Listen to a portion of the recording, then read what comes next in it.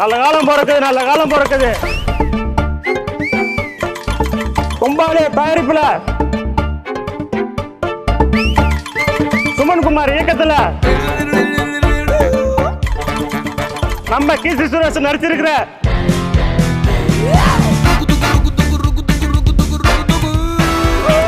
ரகுதாத்தா திரைப்படம் வர 15ஆம் தேதி திரையரங்குல ரிலீஸ் ஆகுதுங்க. ரகுதாத்தா படம் பார்க்கணும். ஆமா, வர 15ஆம் தேதி அம்மா கூட்டிட்டு தியேட்டருக்கு போனோம். படம் வெற்றி அடைய வாழ்த்துக்கள். நல்ல காலம் பிறக்குது, நல்ல காலம் பிறக்குது.